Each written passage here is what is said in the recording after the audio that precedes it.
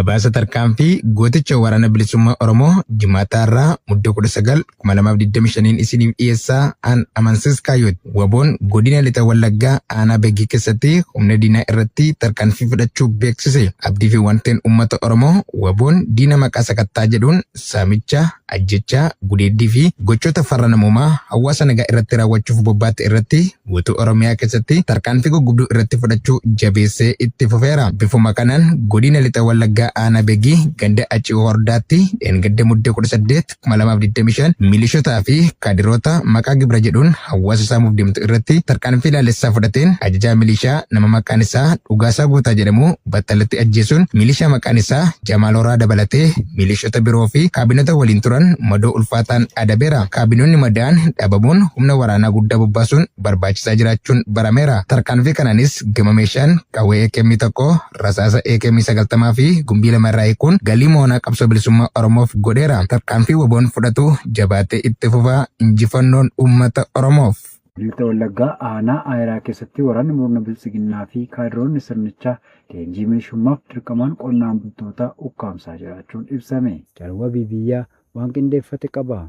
Godina lixa Wallaggaa aanaa Aayiraa ganda warra kuraa sochii jedhamuun waamamtu keessatti Muddee 17 2025 waraanni sirna bututaa bilisiginnaa fi kaadiroonni sirnichaa waliin qindoomuun maqaa milishaa ta'uun naannoo keessan eeguu qabdu jedhuun halkan mana uummataa naannoon qonnaan bultoota ukkaamsaa turuu jiraattonni ONM'f addeessanii jiru. Haaluma kanaan qonnaan bultoota fedhii isaanii malee dirqamaan ukkaanfaman keessaa muraasni maqaa isaanii arganne Waaqjiraa Musee, Galataa Jiraataa, Waaqjiraa Dhingataa fi kanneen ammaaf maqaan isaanii guutuun nun qaqqabin jiru biroon illee akka jiran akeekanii jiru. Jiraattonni gandicha namoonni dirqamaan ukkaanfaman kunneen abbaa maatii ta'uu fi qonnaan bultoota jireenyi isaanii qonnaa irratti hirkachuun jiraatan ta'uu kan himan jiraattonni waraanni sirna abbaa irree kanneen afaan qawween waan fedhe isaanii raawwachuu aadeeffatan waqtiitti midhaan ooyiruu irraa sassaabamaa jirutti ukkaamsuun hojiin isaanii akka qisaasa'u gochuun cinatti maatiin beelaaf akka saaxilamaniif gocha ammeenyummaa raawwatame ta'uu dabaluun eeranii jiru. Oromiyaa mara keessa bobbaafamuun uummata Oromoo dararaa, hidhaa, doorsisaa, saamaa jumulaan gara mooraa impaayiraatti dargaggoota qaroo Oromoo fi Oromiyaa ta'an guuraa gariin ammoo ajjeesanii bakka balfaa fi bosonaatti gatuu kan amaleeffatan shiftoonni koloneel Abiyyi Ahmed kaayyoo fi akeeka isaanii kan ta'e uummata Oromoo lafarraa balleessuuf bakka maratti duguuggaa sanyii raawwachaa jiraachuun isaanii dhugaa ifa galaadha. Godina Arsii Bahaa aanaa Sirkaa keessatti waraanni murna faashistii fi maqaa gibiraa dhiyeeffachuun qabeenya uummataa saamaa jiraachuun ifoome.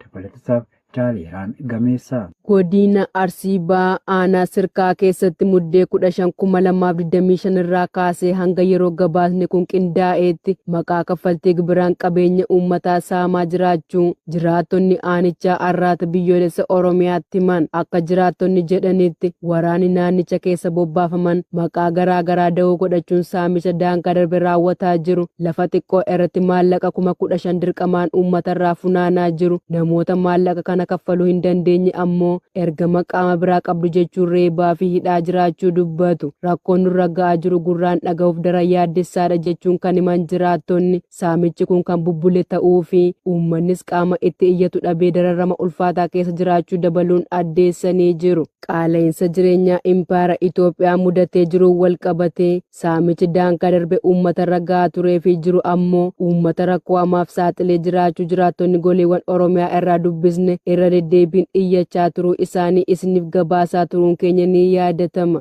Godina Bahaa Shaggar aanaa Dugdaa keessatti waraanni bilisiginnaa qonnaan bulaa abbaa ijoollee 5 rasaasatti roobsuun ajjeesuun mana jireenyaa gubuus ammeessan.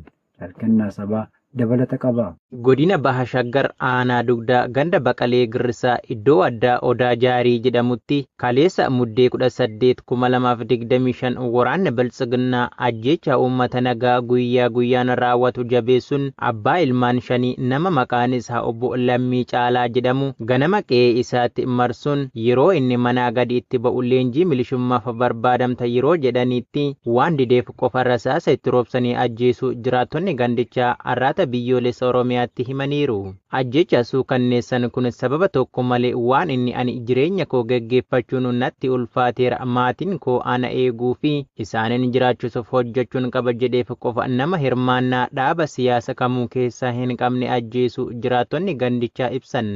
Ganduma kana keessatti obbo Dagaagaa Dabballee nama jedhamus marsaa sadaffaaf mana isaa jalaa gubuun mukkeen qe'ee keessatti hafanis konkolaataan gara magaalaa Maqiitti geessanii qe'ee isaa barbadeessuu maddeen keenya bakkichaa ONM'tti himaniiru.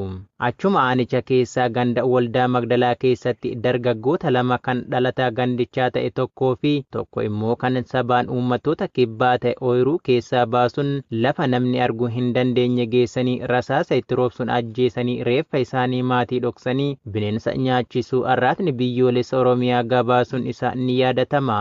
Godina Walloo aanaa Daawwee Arawaatti hawaasni rakkoo bishaan dhugaatiin dararamaa kan jiru ta'uu fi bishaan qulqullina hin qabne dhuganii dhukkubotaaf saaxilamuu dubbatan.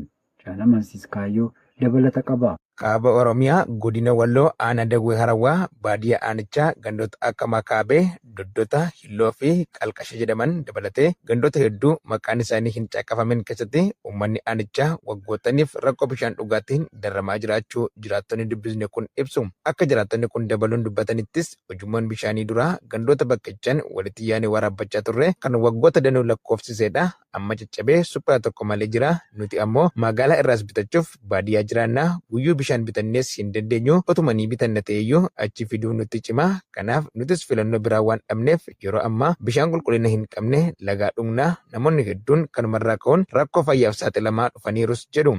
Jireenya dhala namaaf bishaanni bu'uura waan maraa ta'us caasaaleen bilchiginnaa wayita uummanni aanichatti gandoota hedduu keessatti rakkoo bishaan dhugaatiin dararaman bishaan qulqullina hin qabnes dhuguun dhibee fayyaa hamaaf saaxilaman akka waan rakkoo hawaasa kanneen ijaan hin arginee fi gurraan hin dhageenyetti callisanii ilaaluun isaanii akka aantummaa uummata afaaniin bulchaa jirra jedhaniif hin qabne jibbaa fi diinummaa isaa daangaa darbee hawaasichaaf qaban ifaan ifatti kan mul'isu ta'uun dhugaa haalamuu fi faalamuu hin dandeenyedha. Oduu biyya alaarraa arganne ammoo haleellaan aaraan Ameerikaan dooniiwwan qoricha sammuu namaa adoochuuf jedhaman lama irratti baha Paasifik keessatti raawwattee namoota 5 ajjeese.